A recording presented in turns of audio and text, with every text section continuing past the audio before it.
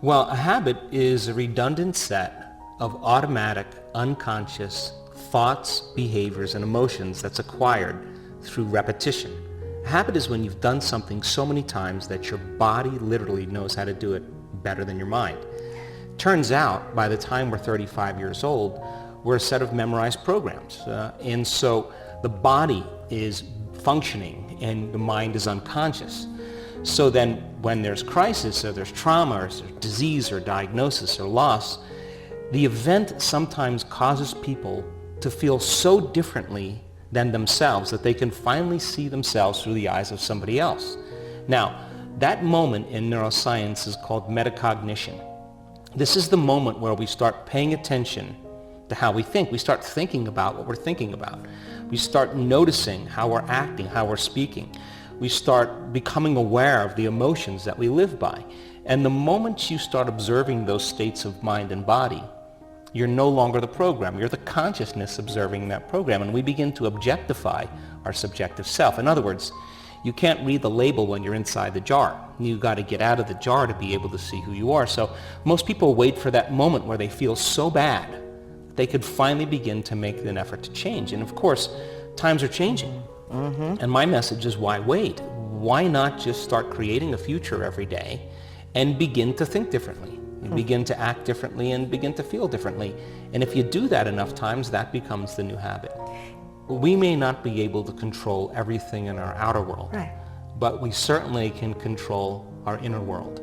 And so it's not so important to not react. I mean, everybody reacts. I react. The question is, how long are you going to react? So if you keep an emotional reaction going on for an extended period of time, you're memorizing that emotion, and your body, as the unconscious mind, is believing it's living in the same past experience 24 hours a day, 7 days a week, 365 days a year. The body doesn't know the difference between the real experience that produces the emotion and the emotion that we create by thought alone. So then the emotion then reaffirms the state, and then people start to use the problems and the conditions in their life to keep that emotion going, and I would call that an addiction. So we become addicted to the very life we don't even like. So it's important then for people to realize then, when you have that moment where you have crisis or something breaks down, that you do have control over it, and it's a formula, and it's a skill, and our research shows that you can teach people how to do that. And so then when you're living by some emotion, there'll always be a gap between the way things appear and the way things really are. Emotions alter our perception. And if you act during that time, you'll always say the same thing. I should have never said that. I should have never done that. I should have never thought that. I should have never sent that email.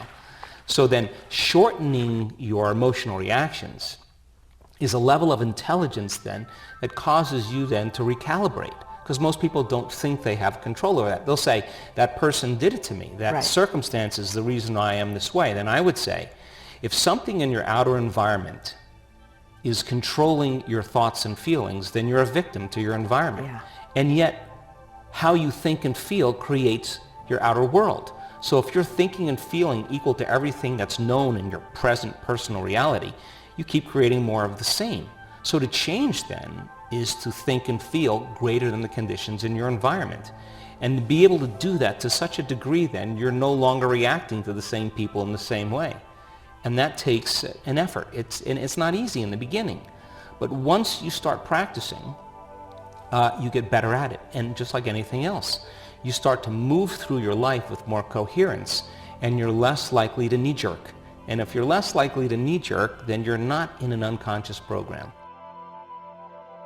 There is a dramatic change that takes place in the person where they have an inner event that seems more real than any external event in their life. And this is the moment where they connect to something greater. And this is the moment where, when they finish their experience and their inward process, they feel like it's already happened. Now, if you feel like your future has already happened, you feel the emotion before it's happened, you wouldn't be looking for it when it would happen, because that would mean you're separate from it. If you feel like it's happened, why would you look for it? There's no place to look. You're in the present moment. And it's this kind of energetic shift that begins to cause those synchronicities and those coincidences and all those wonderful events that start showing people, wow, I'm actually creating my life. Now, they're less responsive to the circumstances in their life, because the moment they start reacting to the circumstances, and I say to them, why did you react, or what's wrong with you?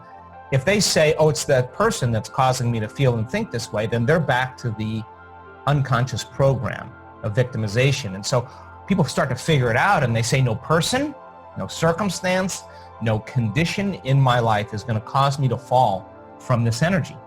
And when they're in a different energy then, and if they keep practicing it, the word meditation means to become familiar with.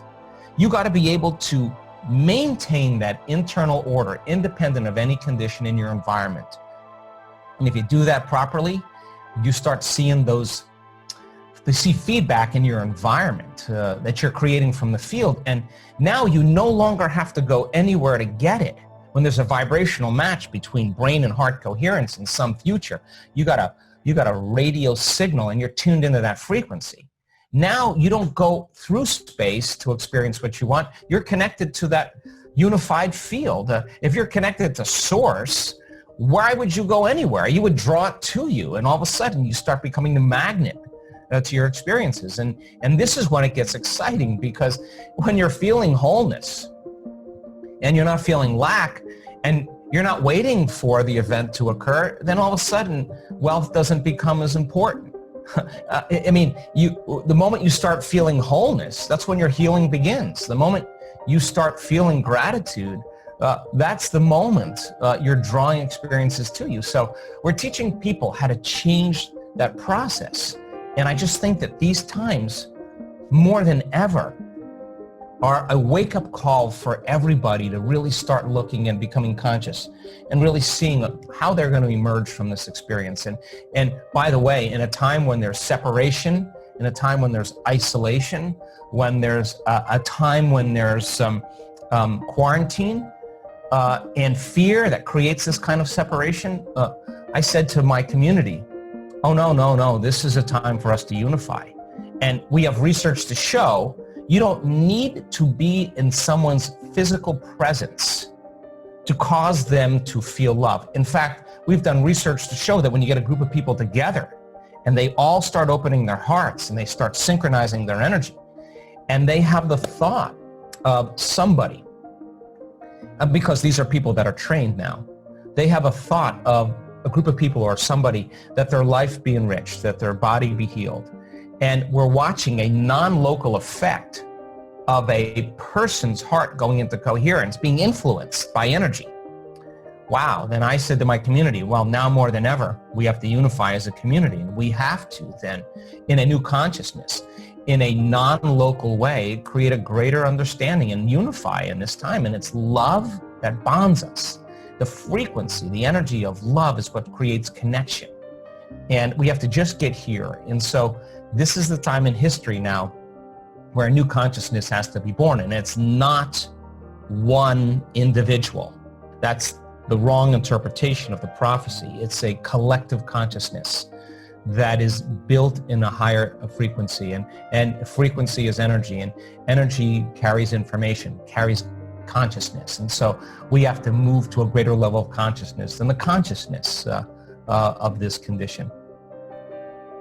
Start modifying your behaviors and noticing how you feel. And if you do that enough times, sooner or later, you're going to disengage from that old personality. But the next step is, what thoughts do I want to fire and wire in my brain?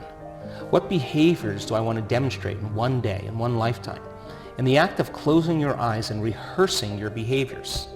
Mental rehearsal actually installs neurological circuits in your brain. You're priming your brain to begin to become that person. And then if you say, can I teach my body emotionally what my future is going to feel like before it happens? You're not going to wait for your health to feel wholeness and gratitude. You're not going to wait for your new relationship to feel love. That's the old model of reality of cause and effect. You're actually going to cause and effect which means the moment you start feeling gratitude and wholeness, your healing begins. The moment you start falling in love with life and yourself, you create an equal. So now you're causing an effect. So then people who do this consistently, they literally create a new personality, and of course they create a new personal reality. Their life changes. They have all these different opportunities that begin to show up. And it takes time in the beginning, because breaking the habit of some aspect of yourself requires a constant state of awareness.